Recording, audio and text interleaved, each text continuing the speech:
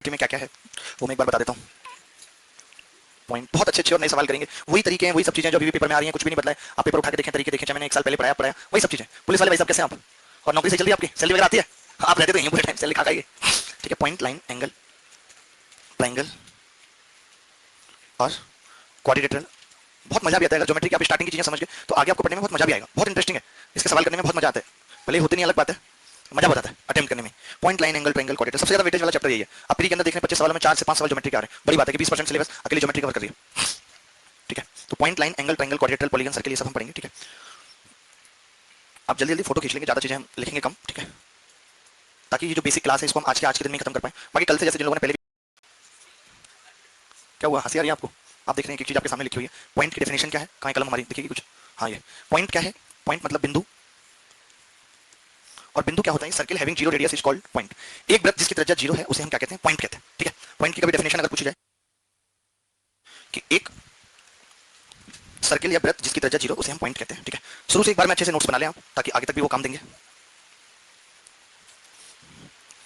आगे बढ़ता है, लाइन क्या है? लाइन मतलब रेखा। रेखा आप जानते हैं, अनमेरिड है आज तक, लेकिन 100 गुने सिंदूर का है। शादी कर लेती है इसके लिए, लेकिन वो कहते हैं कि मैं खुद ही बहुत अच्छा लगा लेती हूँ, मुझे किसी और की जरूरत नहीं है। लाइन मतलब रेखा, joining of points is called line, मतलब बिंदुओं के मिलान को। जैसे एक बिंदु ये है, एक बिंदु ये है, एक बिंदु ये, आपने ऐसे मिला दिया, ये लाइन है। बिंदु अलग अलग भी हो सकते थे, ये बिंदु है, ये बिंदु है, ये तो ऐसे करके भी हो सकता है, ये भी एक लाइन है। मतलब लाइन कैसी भी हो सकती है, लाइन कर्व भी हो सकती है और लाइन स्ट्रेट भी हो सकती है। आपको आ रही बात समझ? क्या नाम है? कहाँ से आई हो? बिहार से? दोनों अकेले? ये लोग यूपी से हैं, तो तुम्हारी इनसे दोस्ती हो गई आती? सही है, काफी फास्ट हो। बिंदुओं के मिलान को रेखा कहते हैं। क्या बोले मैंने? बिंदुओं के मिलान को रेखा कहते हैं। तो 2 3 4 बिंदुओं को हमने मिला दिया। इट हैज इनडेफिनिट लेंथ, यानी रेखा की अनंत लंबाई होती है। जैसे इसको हम आगे पीछे कितना भी बढ़ा सकते हैं, इसको भी हम कितना भी बढ़ा सकते हैं, इसको भी कितना बढ़ा सकते हैं, इसको भी कितना। अच्छा, मुझे बताइए पॉइंट का क्षेत्रफल क्या होगा? जीरो। जीरो क्षेत्रफल जीरो, पॉइंट में कुछ है ही नहीं। कवर क्षेत्रफल का मतलब क्या? ऐसा एक सवाल बताऊंगा 20 बार के फ्री में आया। अच्छा, लाइन का एरिया क्या होगा? एरिया बेसिकली क्या होता है? Bounded by external region. अगर वो चीज बाउंडेड नहीं होती तो एरिया नहीं निकल सकता। एरिया किसका निकलेगा सबसे पहली बार में? ट्रायंगल का, बाउंडेड चीज का। ठीक है, तो जैसे मैंने एक लाइन ली, मैं एक बात क्या बताना चाह रहा हूँ, आपने लिखा कि इसकी लेंथ क्या होती है? इनफाइनाइट होती है लाइन की लेंथ। ठीक है, लाइन की लेंथ अगर इनफाइनाइट है और नो एंडिंग पॉइंट, कोई भी एंडिंग पॉइंट नहीं होता। जैसे कि रेखा है तो रेखा को इधर भी आगे बढ़ा सकते हैं, इधर भी आगे बढ़ा सकते हैं। आप देखते हैं कि ये एक रेखा है 45 अंश का कोण बना रही है, जिसकी कोई लेंथ थोड़ी ऊपर नीचे कितना भी बढ़ा दो। तो जैसे जब एरिया की बात आती है, पता है एरिया की बात, तो पॉइंट का एरिया बराबर होता है लाइन के एरिया के, दोनों जीरो है। आपने एक लाइन ले ली, मान लेते हैं 10 सेंटीमीटर लंबी, ए बी जो है आपने क्या ले ली? 10 सेंटीमीटर लंबी लाइन ले ली। एक रस्सी है, ये बेसिकली एक रस्सी है 10 सेंटीमीटर लंबी। तो मैं इसको अगर ऐसे रख देता हूँ तो क्या बन जाएगी? लाइन बन जाएगी। तो पॉइंट तो हटा देता, मैंने एरिया बता दी, लाइन। अच्छा, अगर मैं इसको इस लाइन को ऐसे रख देता हूँ तो क्या बन जाएगा? ट्रायंगल। अगर मैं इसको ऐसे रख देता हूँ तो क्या बन जाएगा? क्वाड्रिलेटरल बन जाएगा। ऐसे रख देता हूँ तो पेंटागन बन जाएगा। अच्छा, ऐसे गोल गोल कर देता हूँ तो क्या बन जाएगा?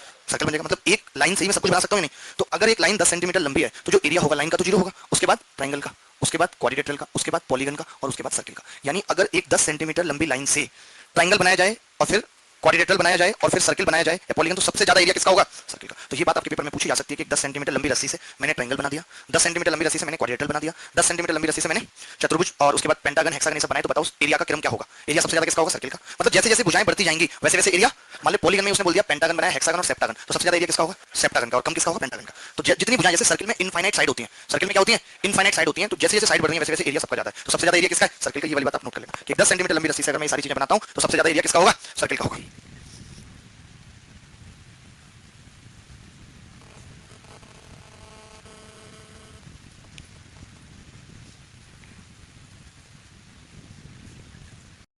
लाइन हमने लिख लिया। टाइप ऑफ लाइन क्या होती है? लाइन की बात हुई है, सिर्फ line is of two type. Line lines नहीं है, देखिए यहाँ पे रेखा के दो प्रकार होते हैं। एक रेखा होती है स्ट्रेट लाइन, यानी कि सरल रेखा, इसको हिंदी में हम बोलेंगे सरल रेखा, सरल रेखा। और कर्व लाइन को हम बोलते हैं हिंदी में वक्र रेखा। जैसे आप भी जानते हैं कि अगर दो बिंदु हैं, ये दो बिंदु, मुझे इससे इस पे पहुंचना है, तो तरीके बहुत सारे हैं। जैसे कि आप भटक जाते हैं, आप ऐसे की तैयारी में आए तो कई लड़के तो सीधे, जैसे हमारे तो हम सीधे ऐसे पहुंचे, जल्दी पहुंचे। बच्चा क्या करता है? इधर निकल गया, इधर चला, समझ में आई तो इधर आया आया आया ऐसे। तो एसएससी की तैयारी में दो तरीके के लोग होते हैं, एक स्ट्रेट और एक कर्व्ड। कर्व्ड वाले 4 5 साल घूमते रहते हैं, सिलेक्शन नहीं होता। कुछ भी पढ़ रहे हैं, उन्हें पता नहीं कौन सी किताब फॉलो करनी है, क्या करना है, घूमते रहते हैं, अपना टाइम पास करते रहते हैं। जो पढ़ा रहा होता है वो भी क्योंकि उसे खुद ही कुछ नहीं आता होता। खुद जिसने कभी जो काम किया नहीं, जो कभी खुद सेलेक्ट हुआ नहीं, उसको क्या ही पता कि सिलेक्शन के रास्ते क्या हैं। जो कोई किसी रास्ते पे जल्दी पहुंचा नहीं, उसको क्या पता कि जल्दी पहुंचने का रास्ता क्या है? क्यों जी भाई साहब, नहीं पता। तो ये क्या है? वक्र रेखा होती है। तो जब दो बिंदुओं के बीच की दूरी न्यूनतम हो, when the distance between two point is shortest, जब दो बिंदुओं के बीच की दूरी न्यूनतम हो, तब हम कहते हैं कि लाइन कैसी होगी? स्ट्रेट होगी। और वक्र रेखा क्या होगी? जब दो बिंदुओं के बीच की दूरी शॉर्टेस्ट नहीं है, कुछ भी है, तो हम क्या बोलेंगे? कोई भी लाइन जो स्ट्रेट नहीं है उसे क्या बोलेंगे? Curve line. Circle is also एक कर्व लाइन, यहाँ पे लिख लेना करेक्शन करके कि सर्किल भी क्या है? एक कर्व लाइन है। सब लाइन है, ट्रायंगल भी एक लाइन है, कर्व लाइन है। कर्व नहीं है वो क्या? Straight line. तीन के फॉर्म में, तीन स्ट्रेट लाइन के फॉर्म में, क्वार्टर 4 स्ट्रेट लाइन के फॉर्म में। सर्किल क्या? Curve line. तो सब कुछ सारा कुछ लाइन का ही फॉर्म है। ठीक है, आपकी राइटिंग वैसे बहुत अच्छी है। ठीक है, कर्व लाइन, वक्र रेखा, लाइन ऑफ टू टाइप, दो तरीके की लाइन होती है। मैं शासन तो दो तरीके की लाइन होती है बेटा, एक स्ट्रेट लाइन, एक कर्व लाइन। ठीक है, उसके बाद हम बात करें लाइन सेगमेंट की। लाइन सेगमेंट क्या है? लाइन सेगमेंट, लाइन सेगमेंट आप सोचेंगे मैं रेड कलर से क्यों लिख रहा हूं? क्योंकि इसमें कोई और ऑप्शन होता नहीं लिखने का। ग्रीन है या फिर ब्लू है, ब्लैक है रेड है और कोई ऑप्शन नहीं, ठीक है। तो लाइन सेगमेंट क्या है, रेखाखंड बोलते हैं हिंदी में। किसी भी रेखा का खंड अगर हमने मान लिया तो सेगमेंट का मतलब ही खंड है। कल को आप सर्कल का भी खंड पढ़ेंगे, माइनर सेगमेंट, मेजर सेगमेंट जिनको बोलते हैं, वृत्तखंड। जैसे एक लाइन थी चल रही थी ऐसे, आपने ऐसे रोक दिया इसमें यहाँ पे ए और बी, और आपने इतने से पार्ट को, जैसे यहाँ से लेकर कलकत्ता तक रोड जाती है, जिसमें बीच में 200 किलोमीटर को हमने क्या बोल दिया, यमुना एक्सप्रेस वे बोल दिया, वो क्या हो गया, लाइन सेगमेंट हो गया, रेखा का पार्ट है। तो इसका एंडिंग पॉइंट भी होंगे और स्टार्टिंग पॉइंट भी होगा। एंडिंग पॉइंट का मतलब होता है ऊर छोर की रेखा कहाँ से शुरू हो रही है, कहाँ पे खत्म हो रही है। ये बहुत बेसिक सी बात है, लेकिन आगे सब बातें काम आएंगी जब मैं आपको सवाल पढ़ाऊंगा, पूछूंगा तो, ठीक है। तो ये क्या है, लाइन सेगमेंट रेखाखंड ए और बी।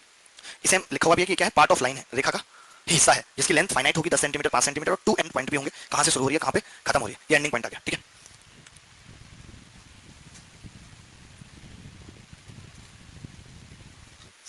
टाइप ऑफ लाइंस क्या है, जैसे अभी हम पढ़ रहे थे टाइप ऑफ लाइन, अब क्या बात करें, टाइप ऑफ लाइंस। लाइंस मतलब रेखाओं के प्रकार, रेखाएं, इसका मतलब हम दो रेखाओं के रिश्ते की बात कर रहे हैं, रेखाओं के प्रकार, दो रेखाओं के रिश्ते की बात कर रहे हैं। जैसे पैरेलल लाइंस यानी कि समांतर रेखाएं, when the distance between two lines is constant then the lines are called parallel. जब दो रेखाओं के बीच की दूरी फिक्स होती है, कांस्टेंट। अब इसके आगे जरूरत पड़ेगी, बताऊंगा कैसे। जैसे कि ये लाइन है, तो ये दूरी और ये दूरी आपस में बराबर है, के। जैसे कई लोगों को लगता है कि परपेंडिकुलर डिस्टेंस अगर बराबर होगी तो ही लाइन पैरेलल कही जाएंगी, नहीं, ऐसी डिस्टेंस भी बराबर हो सकती है। जैसे कि ये दो लाइन है, एक ये और एक लाइन यहाँ से 60 डिग्री के एंगल पे और एक लाइन यहाँ से 60 डिग्री के एंगल पे, दोनों की दूरी 2 और 2 है, तो ये दोनों लाइन भी क्या कहलाएंगी, पैरेलल करेंगे। जरूरी नहीं है कि परपेंडिकुलर डिस्टेंस ही बराबर हो, ऐसा भी हो सकता है कि किसी फिक्स एंगल की डिस्टेंस बराबर है तो भी लाइन क्या कहलाएंगी, पैरेलल। इसकी जरूरत पड़ेगी, बताऊंगा कहां पे पड़ेगी, पहले इतना लिख लीजिए।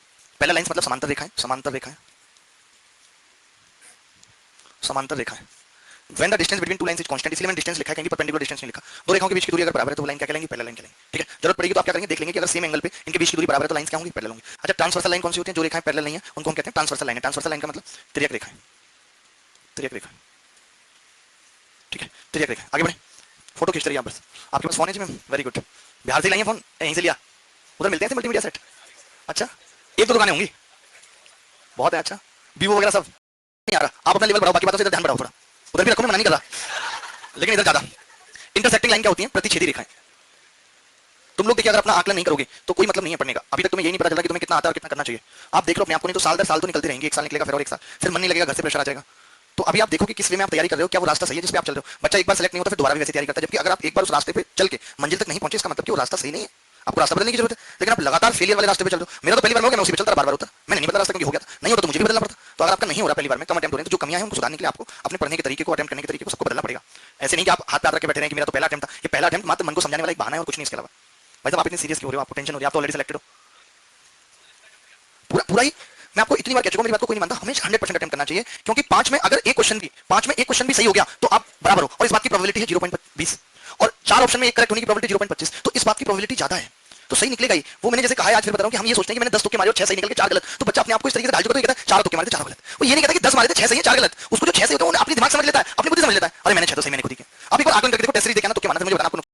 ये वाली लाइन इंटरसेक्टिंग लाइन की जो लाइनें कट कर जाती है उनको हम कहते हैं इंटरसेक्टिंग लाइन है। इंटरसेक्टिंग लाइन का मतलब ये लाइन इंटरसेक्टिंग लाइन है जो कट कर रही है एक जगह। जैसे यहाँ से हमें ये बात भी जानने की जरूरत है कि जैसे जो x प्लस वाई होती है, x प्लस वाई, कभी ऐसा सवाल भी पूछ सकता है, एक लाइन है x प्लस वाई, ठीक है, तो एक लाइन दूसरी लाइन को कितनी जगह काट सकती है, एक जगह काट सकती है। और अगर एक लाइन कर्व्ड है और एक नॉन कर्व्ड तो कितनी जगह काट सकती है, 2 जगह भी और 1 जगह भी, दोनों ही पॉसिबिलिटी है कि या तो ऐसे निकल जाएगी या ऐसे, या तो 2 जगह काटेगी या 1 जगह काटेगी, ऐसा ही हो सकता है। तो हमसे ये बात पूछी जा सकती है कि अगर एक लाइन कर्व्ड है और एक नॉन कर्व्ड तो कितने मैक्सिमम सॉल्यूशन पॉसिबल है, तो जवाब होगा 2, क्योंकि 2 जगह अधिकतम काट सकते हैं, ठीक है। और काटने को एक भी जगह ना काटे, बाहर से निकल जाए। जब 2 लाइनें इंटरसेक्टिंग एक दूसरे को काटती हैं तो कितनी जगह काट सकते हैं, स्ट्रेट लाइन एक जगह, यानी कि जो ये इंटरसेक्टिंग लाइन होती है ये हमें यूनिक सॉल्यूशन प्रोवाइड करती है इक्वेशन का। तो कभी इतनी सी बात पूछी जा सकती है कि जो इंटरसेक्टिंग लाइन है, प्रतिच्छेदी रेखाएं, वो हमें क्या करती है, यूनिक सॉल्यूशन प्रोवाइड करती है। अच्छा, जो पैरेलल लाइन थी वो कहीं काटेंगे नहीं काटेंगे, इसका मतलब वो हमें नो सॉल्यूशन प्रोवाइड करती है। जो लाइन कोइंसिडेंट लाइन है, यानी कि एक लाइन थी और उसके ऊपर एक और लाइन आ गई तो हजारों पॉइंट है, तो जो कोइंसिडेंट लाइन है वो हमें इनफाइनाइट सॉल्यूशन प्रोवाइड करती है। तो कभी लाइन के बारे में भी आपसे पूछा जा सकता है कौन कितने सॉल्यूशन प्रोवाइड करता है। कोइंसिडेंट लाइन कौन सी होती है, जो लाइन एक दूसरे को ओवरलैप कर जाती है, एक लाइन उसके ऊपर एक और line, that's called coincident line. इनको हम क्या कहते हैं, कोइंसिडेंट लाइन।